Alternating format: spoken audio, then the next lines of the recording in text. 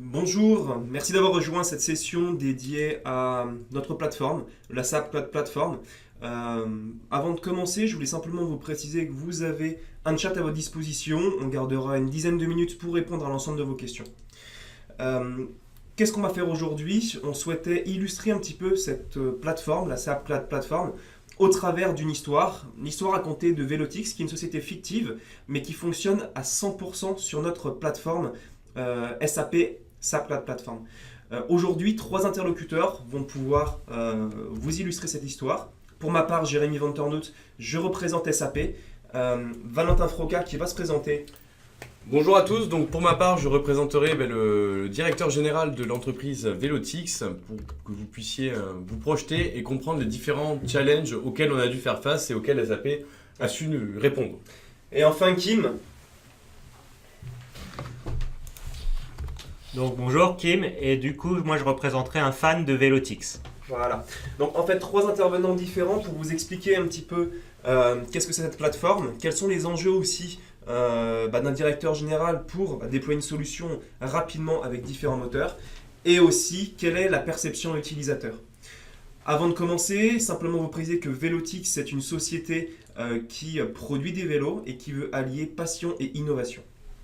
Valentin, je te donne la main pour montrer un petit peu l'évolution de ton entreprise. Et effectivement Jérémy, et merci pour ton introduction.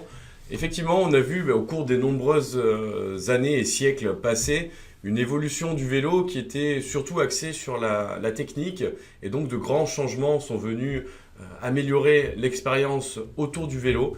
C'est une chose qu'on a souhaité continuer à développer avec l'entreprise Velotix, qui est une entreprise, alors il faut le savoir, familiale, née d'une passion commune, et cette passion à la fois pour le vélo, mais également une passion liée aux nouvelles technologies et aux nouvelles possibilités associées à celles-ci. Et donc c'est quelque chose qu'on a souhaité développer avec notre famille qui sont devenus pour le coup mes collaborateurs, puisque l'on s'est rendu compte qu'on avait un réel besoin et qu'on n'était pas les seuls à pouvoir de comparer chacun nos performances, pouvoir retracer un historique à la fois géospatial, pouvoir savoir et se rappeler des différents parcours qu'on a réalisés. Et donc on a souhaité développer ce service digital autour du monde du vélo. Et c'est pour cela qu'on a créé Velotix en partant de rien. Donc des challenges à la fois où on manquait d'expérience et notamment de techniques liées à l'informatique. Et donc SAP a su fortement nous accompagner et répondre à toutes nos attentes, qui étaient pour le coup assez challenging. Mais merci Valentin. En fait, deux mots d'ordre ressortent, c'est passion et innovation. Et en fait, Valentin est assez technophile et il se disait, bon, j'ai un savoir-faire qui est assez fort en termes de vélo, comment aujourd'hui repenser un peu ce modèle et offrir toujours une expérience utilisateur assez forte. Et peut-être pour la petite histoire, comment nous nous sommes rencontrés. SAP, on aide principalement, on aide en fait tout type d'entreprise. Et à l'occasion d'un salon dédié aux startups, on a pu échanger un petit peu sur quel serait le vélo de demain, quels seraient les nouveaux services qu'on pourrait apporter dans le domaine du vélo. SAP, nous, on n'est pas les spécialistes du vélo. Par ailleurs, on peut permettre l'accès à différentes technologies. Et c'est au travers finalement tout simplement de la combinaison d'une passion et de l'innovation qu'on a pu clairement satisfaire un parcours client personnalisé. Et d'ailleurs, on a la chance d'avoir aujourd'hui Kim. Tout à fait, Kim qui nous a rejoint, qui en fait est notre contributeur numéro 1, notre plus grand fan sur Twitter, qui est vraiment le membre le plus actif de notre communauté, qui pour le coup va vous représenter qu'est-ce que le parcours d'un de nos clients finaux et pourquoi Velotix et quelle est l'expérience en fait associée à notre entreprise aujourd'hui. Merci beaucoup Valentin, merci beaucoup Jérémy de m'avoir invité. Et effectivement, je suis passionné de vélo. Je fais du vélo avec mon frère typiquement, mais j'ai déménagé à Barcelone. Et du coup, déjà c'était difficile de se comparer, mais avec la distance géographique, c'est devenu beaucoup plus compliqué de comparer nos performances, voir où on se situait, etc. On aime bien chamailler. Et j'ai entendu parler de Velotix qui faisait un vélo révolutionnaire, qui avait des capteurs qui permettaient d'avoir toute une batterie de statistiques liées à moi-même et la possibilité de faire cette comparaison. Et du coup, je me suis intéressé à cette société et je vais vous montrer comment je vais effectuer un achat. Là, du coup, j'étais avec un ami la semaine dernière, j'ai vu un beau vélo et du coup, aujourd'hui, j'ai décidé, Valentin, d'acheter un nouveau vélo en fait. Tout à fait, et Kim va profiter en fin de compte de cette occasion pour nous présenter en direct son expérience et comment il va continuer à montrer cette fidélité autour de l'entreprise et quel est en fin de compte le parcours d'achat d'un client déjà existant ou même d'un nouveau client en fin de compte.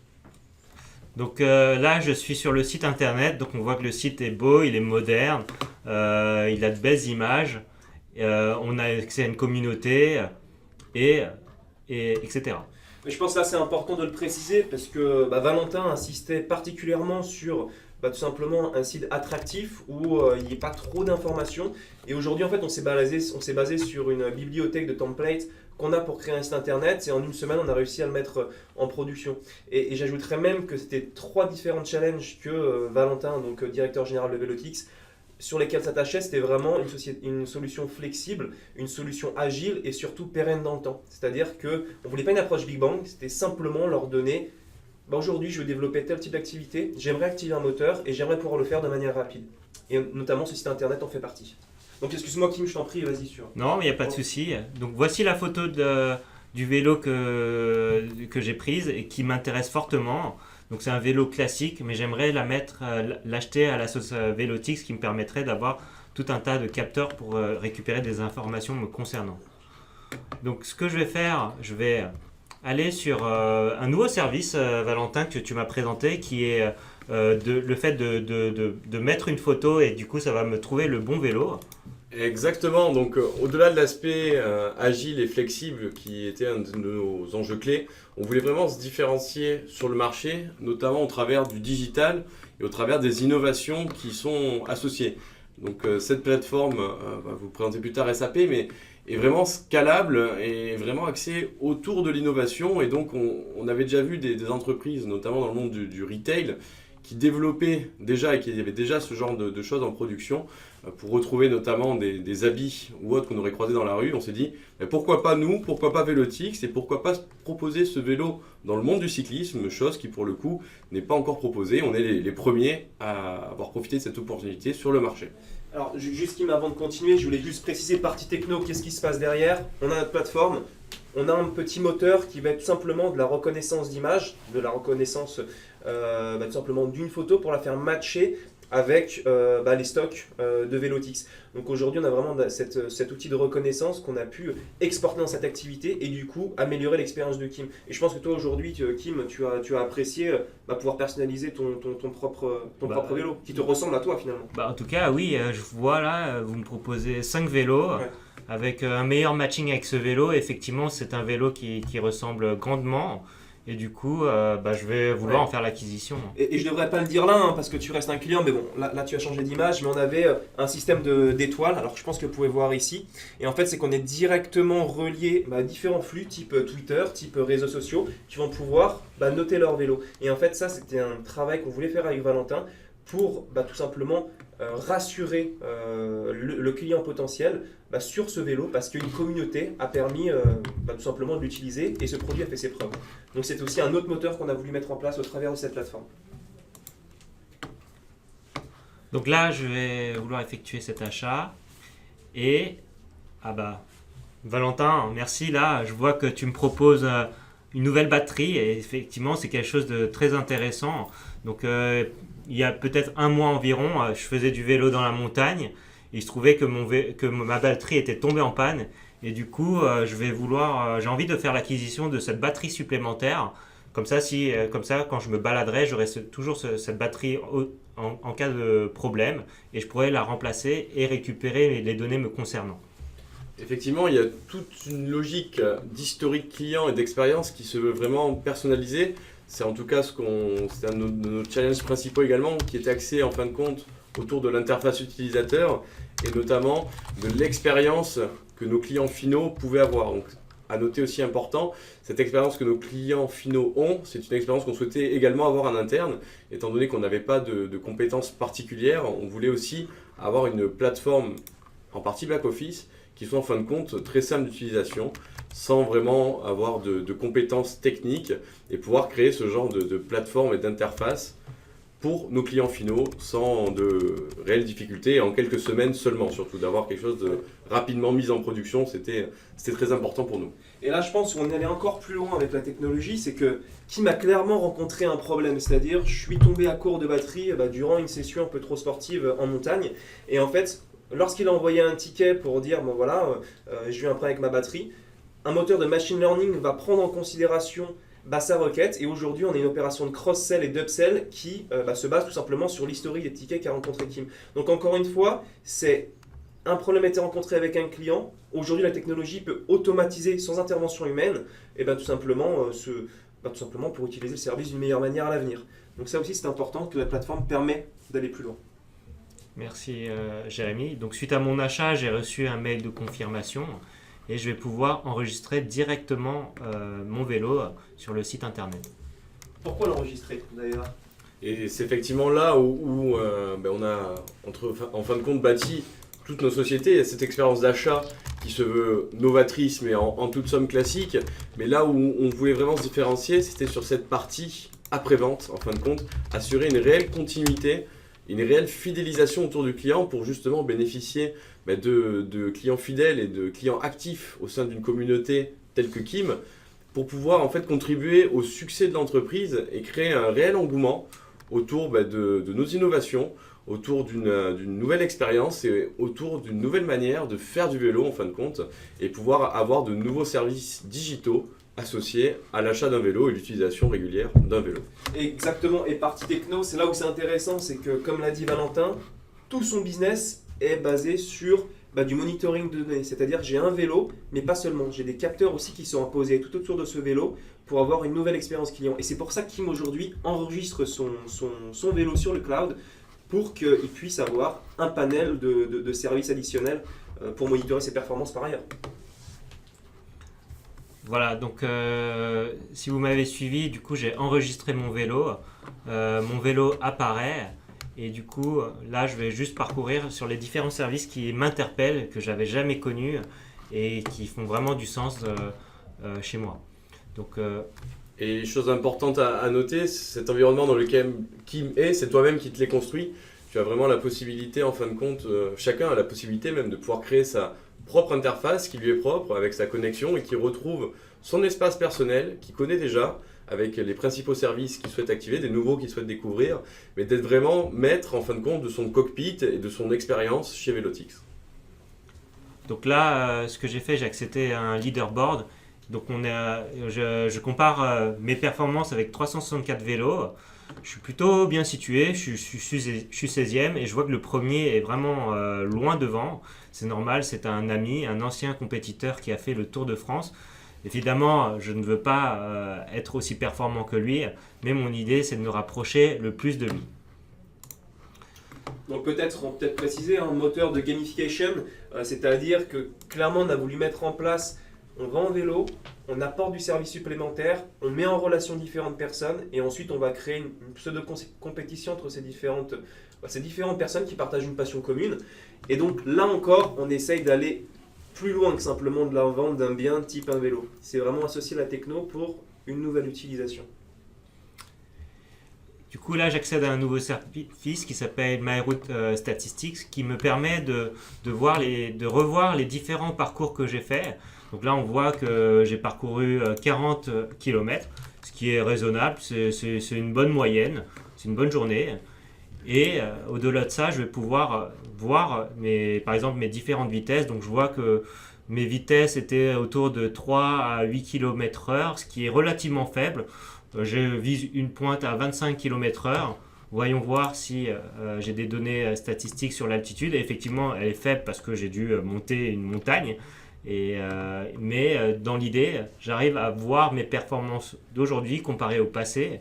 Et je vois quelque part que je fais déjà plus de distance et je suis plus rapide. Donc en termes de performance, je n'ai pas atteint mon objectif, mais je vois que je suis dans une amélioration continue. Effectivement, c'est en fin de compte l'idée qui est au centre du business model de Velotix, c'était associer ce service et ces nouvelles fonctionnalités à l'utilisateur final. Néanmoins, chose qu'on ne s'est pas rendu compte forcément au début, c'est que pouvoir créer ce genre de service, en fin de compte, nécessitait beaucoup de solutions ou de compétences à l'origine. C'est-à-dire qu'il nous fallait pouvoir analyser des données, donc autour d'un système de BI, le tout en temps réel, avec des données géographiques, des capteurs type réseaux sociaux, big data, des capteurs également IoT et géospatiaux. Donc en fin de compte, beaucoup de choses sur lesquelles on n'était pas forcément préparé et formé à l'origine, et choses qu'on a pu réaliser avec SAP, notamment la plateforme cloud de SAP, de manière en fin de compte relativement simple, avec notamment des systèmes d'API pour ne pas repartir de zéro et utiliser des standards du marché qui sont déjà efficaces, tels que Google Maps par exemple, et donc on a pu l'intégrer tout simplement à notre système en copiant tout simplement le code source. Donc, ce que je vais simuler aujourd'hui, donc là j'ai un téléphone qui simule une batterie et je vais vous montrer comment le système, quelque part, je ne sais pas comment il fait, il détecte une panne. Donc, quand je manipule ma batterie ou mon téléphone, je vois que des données changent autour des mouvements sur l'axe X, Y, Z. Et la dernière fois, donc, je suis tombé et du coup, j'ai eu beaucoup de mouvements un peu chaotiques et une notification a été créée. Donc ils ont reconnu une vibration anormale et effectivement mon moteur est tombé en panne. Et c'est cette partie-là également qu'on a développée par la suite, hein, c'est tout ce service après-vente qui nous est très cher en tout cas pour fidéliser la plupart de nos clients. Et effectivement, quand Kim est tombé, automatiquement, cela nous a créé une alerte dans le système et automatiquement, un message lui a été envoyé à savoir si Kim allait bien et sans réponse de sa part, un agent aurait pu intervenir, savoir s'il avait besoin d'une aide ou d'un dépannage quelconque pour qu'il puisse rentrer chez lui en toute sécurité. Et c'est vraiment cette expérience de bout en bout, du moment où on achète le vélo jusqu'au moment où on l'utilise et jusqu'au moment où on rentre chez soi, que nous souhaitons garantir à l'ensemble de nos utilisateurs. Ouais, je pense aussi qu'on peut peut-être le préciser. Alors Valentin, je parle sous ton contrôle, mais on est en train de voir ensemble la version un peu plus évoluée de la notification. C'est qu'aujourd'hui, on pourra même peut-être parler d'analyse prédictive. C'est que ça fait partie l'un des moteurs de la plateforme. On n'a pas encore développé avec Velotix aujourd'hui, mais c'est en bêta. Et c'est clairement aujourd'hui, votre batterie a tant de cycles, elle a roulé tant de kilomètres. Aujourd'hui, on peut automatiquement envoyer une notification pour renouveler cette batterie, ou tout simplement renouveler différentes parties du vélo qui peuvent, selon les statistiques, nécessiter un remplacement. Donc c'est la version 2 qu'on est en train de mettre en place, mais qui fait aussi partie intégrante de cette plateforme. Oui, effectivement, encore Valentin, merci pour prendre soin de moi-même et des utilisateurs de Velotix. C'est notre travail. Et effectivement, avant, quand j'avais mon vélo et j'étais tombé, quand j'étais jeune, voilà, je devais prendre mon vélo et repartir chez moi et j'étais pas vraiment bien. Là, tout de suite, je suis tombé. L'équipe de Velotix m'a appelé et m'a demandé si j'allais bien. Fort heureusement, je n'ai pas eu de gros soucis. J'ai pu rentrer et j'ai pu commander quelque part une autre batterie automatiquement. Du coup, ce que je veux faire, et c'est quand même remercier, c'est la moindre des choses, ce service que j'ai jamais vu avant. Du coup, je vais aller au service desk. Donc, dès qu'il y a un quelconque problème, je peux être en contact direct avec Velotix pour parler de mon problème. Si tu permets, oui. Kim, c'est à partir de ce moteur qui est tout simplement le système de ticketing lorsque vous avez un problème que on a fait une opération de cross-sell avec la batterie dans le cadre de son nouvel achat parce qu'on sait que Kim a rencontré à un moment donné un problème sur telle et telle batterie. Et aujourd'hui, en fait, on a même automatisé une campagne promotionnelle pour le fidéliser en disant vous avez rencontré ce problème, on vous offre 20% sur cette batterie. Et ça, encore une fois, sans intervention manuelle. Donc c'était aussi un point d'orgue, Valentin, où tu voulais rester, la technologie devait être la plus autonome possible. Exactement, vu qu'on était une petite équipe, en fin de compte, on avait vraiment besoin d'accompagnement fort de la part de SAP et de la part de la technologie surtout qui tourne derrière et pouvoir automatiser un maximum de tâches étant donné qu'on est vraiment limité en moyens humains et en moyens financiers également. Il nous fallait une plateforme du moins la plus automatisée possible. Voilà, donc là, j'envoie juste un message pour remercier. Il me reste une dernière chose à faire.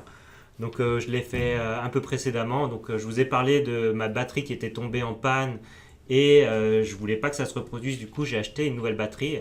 J'ai un certain nombre de followers qui me suivent et qui me suivent dans mon parcours Vélotix. Et du coup, je décide de tweeter sur le fait de racheter une nouvelle batterie pour ne pas rencontrer ce genre de problème. Et du coup, si je retourne sur le site internet, je vois bien que mon tweet est passé et qu'il préconise l'achat d'une batterie supplémentaire. Et ça, c'est important, hein. Je pense que c'était aussi un des points sur lequel Valentin s'attachait, c'est on a une solution qui est innovante, on partage une passion, mais comment on va pouvoir le faire savoir sans avoir un service peut-être marketing et communication. On a notre poule aux œufs d'or, c'est qui? C'est Kim. C'est Kim qui est un vrai prescripteur et qui lui aussi est passionné et transmet à une communauté passionnée. Tout à fait, c'est toute une histoire autour de la passion, autour d'une passion commune entre entreprises et clients et pouvoir en fait avoir vraiment une interconnexion, une continuité dans l'ensemble de tous ces parcours et expériences. Et on voulait la même chose aussi sur cette plateforme et qu'elle soit interconnectée avec tous les différents services, qu'on n'ait qu'une seule plateforme pour gérer l'ensemble de ces problématiques et le tout avec une rapidité d'exécution en temps réel même. Et c'était une chose dont on avait vraiment besoin. On a construit tout notre business model en fin de compte avec Jérémy et SAP et on a tout basé là-dessus et on est très content d'avoir fait ce choix. Mais voilà, aspect communautaire, comment ça se passe? C'est très simple. On va vous le montrer. Là où on a changé d'écran, on est sur ni plus ni moins l'interface première de SAP Cloud Platform. Donc c'est une plateforme 100% cloud, 100% ouverte, qui dispose d'une multitude de différents services. Qu'est-ce que c'est SAP Cloud Platform? C'est une plateforme de développement applicatif et aussi une base de données qui comporte des moteurs périphériques. En fait, on vous les a illustrés au travers de Vélotix avec ces différentes activités. Donc voilà, première interface pour un admin ou tout simplement pour Valentin. C'est la première interface qu'on a vue, sur laquelle on a fait face, qui nous a rassuré également puisque c'était en continuité avec ce qu'on cherchait. On voulait une interface aussi agréable et simple pour nous également, étant donné qu'on n'était pas des experts informatiques. Et l'idée, c'est de capitaliser aussi sur l'ensemble de notre communauté. On a plus de 3500 personnes live en France sur cette plateforme. Et l'objectif, c'est que chacun contribue tout simplement avec un modèle de template. Et on ne va pas réinventer la roue. Utilisons ceux qui ont déjà été créés. Donc là, vous voyez différents types de services que la plateforme offre. On a parlé qu'on était en bêta aujourd'hui sur l'analyse prédictive. Ça fait partie d'un moteur de cette plateforme. On a aussi tout ce qui est partie analytics. On peut voir la partie gamification qu'on a mis en place pour avoir des compétitions entre les différentes personnes. Du Jam, qui est un petit Facebook d'entreprise créé par SAP. Et qu'est-ce qu'on pourrait prendre d'autre? Par exemple, le développement d'applications, la gestion de différentes API, la connectivité avec des environnements SAP et non SAP. Et là, j'insiste, parce que ce n'est pas du tout SAP-centrique. C'est une plateforme qui est totalement ouverte à n'importe quel type d'applicatif. Donc, qui permet vraiment d'avoir cette plateforme, une pierre angulaire, permettant d'aspirer toute cette donnée, de l'analyser, de la restituer en temps réel. Le temps réel, je pense que c'est hyper important pour Vélotix. On voit que l'Internet of Things et l'envoi de notifications, si une chute est enregistrée, il faut qu'on soit averti tout de suite. Donc, voilà, le tout en temps réel également, grâce à la base de données SAP qui est pour le coup en temps réel et qui est une des seules des marchés aujourd'hui à pouvoir proposer ce genre de service. Il y a quand même de l'importance et il y a de la sécurité en jeu, donc on a insisté là-dessus. On va vous montrer simplement un service. Regardons, on va par exemple prendre le portail. C'est vrai qu'on a beaucoup de services. Utilisons tout simplement notre moteur de recherche. Alors j'écris portal, le voit ici. Et en fait, on va faire une petite simulation pour vous montrer comment est-ce possible de créer tout simplement. Effectivement, je ne me suis pas encore logué. C'est vrai. Alors ça aussi c'est important parce que là je me suis logué, c'est-à-dire que cette interface est propre à moi. C'est-à-dire que c'est moi qui l'ai personnalisée et c'est sur cette interface que je vais pouvoir activer mes différents services et où j'ai organisé un peu mieux mes différents moteurs. Donc je retourne, portal, on va utiliser le moteur le service du portail. Alors il est là. Non. Jérémy, retourne sur la page principale. Retourne. Hop. Voilà, service. Effectivement, si je n'avais pas pris la bonne instance, il faut qu'on commence de la meilleure des manières. Ok, donc on a le portable maintenant qui est ouvert et ici je vais pouvoir donc créer mon portail et accéder tout simplement à une bibliothèque déjà existante, enrichie par notre communauté. Donc voilà, je pense que Valentin, toi tu t'es servi de ça. Tout à fait, c'est la première chose, en tout cas la partie visible de l'iceberg, on va dire. Cette première chose, quand on tape Velotix sur Google, on veut arriver sur un site web qui fait jeune, qui fait dynamique, qui est moderne et qui est responsive, choses sur lesquelles il y a quand même des compétences pas souvent à avoir. Et là, avec SAP, on a eu accès à tout un système de templates déjà préétabli. Avec juste du glisser-déposer, on a réussi à créer notre site web en même pas quelques semaines. C'était très rapide à mettre en production et, on va le faire, pour le coup, le résultat est assez bluffant même. On va faire Velotix Valentin, hop. On va prendre une template SAP par exemple, on va la créer.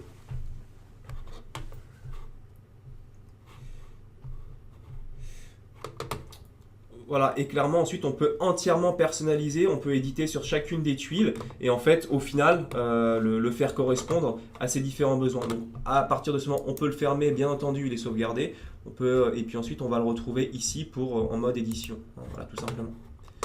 Donc au travers de ça, ce qu'on voulait vous montrer, c'est que on peut créer différents portails, on peut utiliser ces différents services sans pour autant avoir besoin de connaissances dures en code, parce que ce code est généré automatiquement à travers cette template.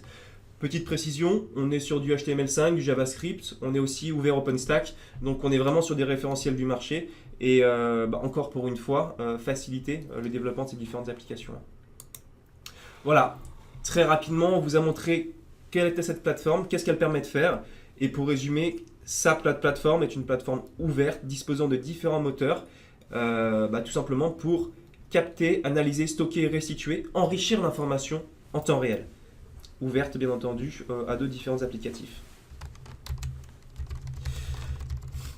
Ouais, mais pour finir et compléter ce que disait Jérémy, on s'est retrouvé vraiment dans une logique très flexible, très ouverte, très agile, où on a en fait la possibilité de tester, comme on l'a dit, de nouveaux services tels que l'analyse prédictive qu'on est en train de faire aujourd'hui, et en quelques clics, pouvoir comme cela capitaliser sur l'existant, mais également développer de nouveaux services en version bêta, sans difficulté, sans changement de licensing, et toujours en étant accompagné par SAP. Qu'est-ce que nous a montré Kim? En résumé, le suivi d'un parcours d'achat vélo, une expérience personnalisée qui lui correspond. Comment il enregistre son vélo au travers d'une interface disposant d'un outil de BI, d'un outil de gamification, d'un outil de notification aussi en cas de pépin. Les statistiques afférents pour se comparer à ses différents collaborateurs et tout ce qui est service SAV. Pour ma part, j'ai voulu vous montrer un petit peu quelle était l'interface de sa plateforme, faire le lien entre du concret, l'entreprise Velotix, mais la techno qui se cache derrière. On a parlé de Predictive Analytics, on a parlé de Big Data, on a parlé d'IoT. Comme vous l'avez vu au travers des différents services, on a une trentaine de services différents qui peuvent s'y atteler. Et le service portail, en quelques clics, on peut déjà mettre en production un portail et connecter à son système back-end. La simulation au travers de Velotix vient de se terminer. Nous avons une dizaine de minutes pour répondre à l'ensemble de vos questions. Sinon, cependant, n'hésitez pas à nous contacter. Vous avez nos différentes coordonnées pour tout simplement engager les prochaines étapes. Bien entendu, vous avez aussi en attachment dans ce webinar différents documents pour aller un petit peu plus loin dans la solution, vous donner plus de contenu technique si vous le souhaitez. Et n'hésitez pas à prendre contact avec nous pour toute question supplémentaire. Nous vous remercions. Merci à vous. Merci.